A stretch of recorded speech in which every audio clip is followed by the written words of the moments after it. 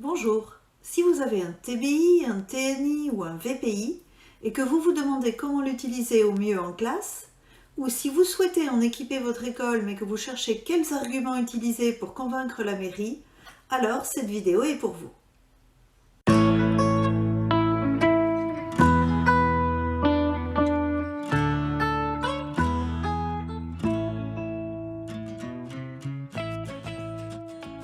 Alors tout d'abord, je vais vous expliquer comment nous avons obtenu nos VPI dans l'école.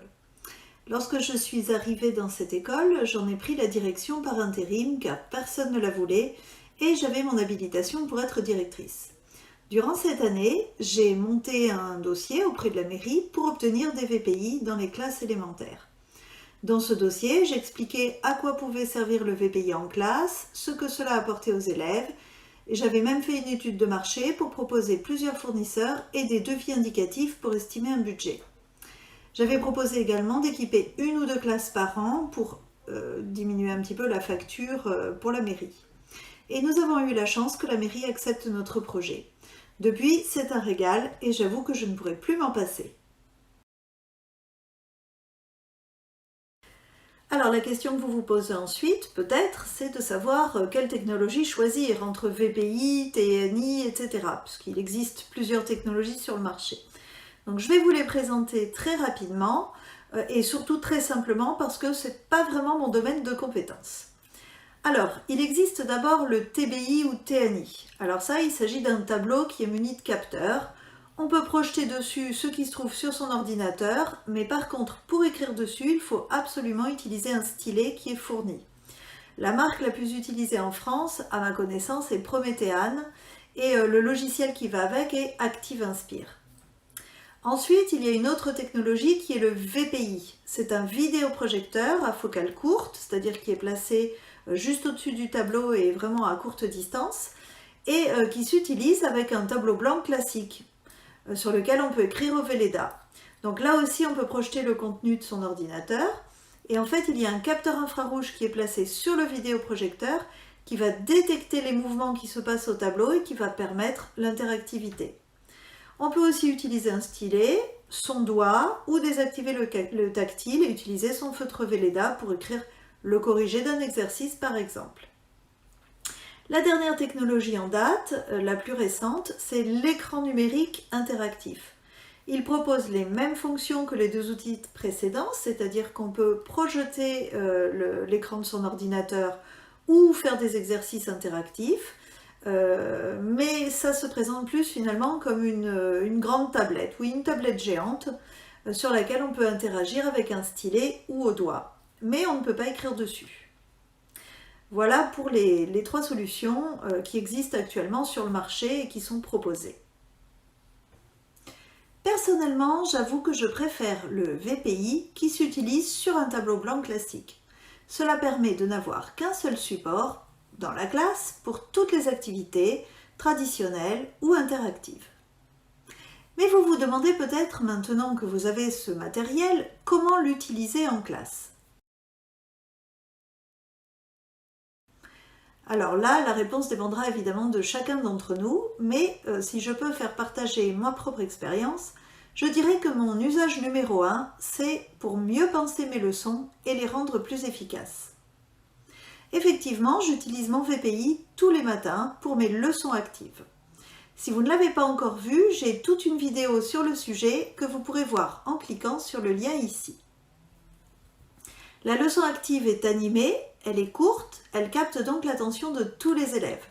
Leur mise en activité immédiate me permet ensuite de vérifier que la leçon est bien comprise par tous et éventuellement d'apporter un soutien à ceux qui sont en difficulté. Le fait de tout préparer à l'avance, ce que l'on souhaite afficher, les exemples que l'on va utiliser, nous oblige à bien réfléchir le déroulement de notre raisonnement et je trouve que j'ai gagné en pertinence depuis que j'utilise pour cela mon VPI. Le second usage que l'on peut avoir de son VPI, c'est de proposer des documents ou des supports plus attractifs. Je pense que c'est l'usage le plus évident et celui qui nécessite le moins de compétences en informatique. Comme de nombreux collègues, j'utilise mon VPI pour projeter les documents que nous étudions. Cela facilite les échanges, la réalisation et la correction des exercices car tout le monde peut suivre au tableau où nous en sommes exactement. Je l'utilise également en sciences, en histoire, en géographie, en art visuel, pour projeter des documents audio ou des documents vidéo qui illustrent mon propos ou qui donnent les mêmes informations que la leçon, mais de manière plus attractive. Les vidéos permettent de diversifier les approches et de faire appel aux intelligences multiples. On en trouve sur Internet une quantité pléthorique. Mais le TBI, le TNI, le VPI permet également de construire des exercices interactifs où les élèves peuvent venir au tableau, déplacer des étiquettes, cliquer sur des boutons pour faire un exercice un peu comme une tablette géante. Si on a quelques compétences en informatique, on peut créer ces activités à l'aide des logiciels généralement fournis avec le TBI, VPI, ENI. Sinon, on peut projeter des activités qui existent déjà en ligne sur des sites internet, comme par exemple les excellents exercices de logiciels éducatifs, de Calculatis ou du site monecole.fr. Cette technologie permet également de proposer facilement des activités de manipulation à de petits groupes d'élèves. On trouve de nombreux outils en ligne très utiles pour manipuler, comme des horloges pour travailler l'heure, des pièces et des billets pour travailler la monnaie, des balances pour travailler les masses, des opérations à trous, des calculs de périmètre, d'air par pavage, des figures géométriques à reconnaître, des verbes à conjuguer, etc. De nombreux sites sur la toile proposent ces activités, mais en ce qui me concerne, j'utilise beaucoup le site monecole.fr que j'adore. Sur la page d'accueil du petit bureau, il y a une rubrique Outils pour le TBI et à l'intérieur, une rubrique Activités interactives qui contient un large choix d'outils. Et cette partie du site est totalement gratuite. Et avec mon VPI, j'ai reçu un ordinateur portable. Celui-ci est ouvert en permanence sur le coin de mon bureau. Je peux ainsi consulter en temps réel le résultat des évaluations passées par mes élèves en ligne. Je peux noter directement dans le LSU les évaluations non validées, même de manière très sommaire, pour me simplifier la vie au moment où je rédigerai réellement les livrets. Je peux trouver très rapidement un exercice de renforcement sur Internet et l'imprimer pour un élève qui en aurait besoin. Bref, c'est un outil qui m'est devenu indispensable et que je n'aurais peut-être pas eu si je n'avais pas mon VPI. Juste avant de conclure, je voudrais vous rappeler que votre soutien m'est très précieux. Si cette vidéo vous a plu, je vous remercie de la liker, de vous abonner et de cliquer sur la cloche pour être averti de mes prochaines sorties. Vous m'aiderez ainsi à gagner en visibilité. En conclusion, je dirais maintenant que j'aurais bien du mal à me passer du numérique dans ma classe. On peut évidemment être un excellent enseignant sans numérique. Et la technologie ne remplacera jamais un bon pédagogue.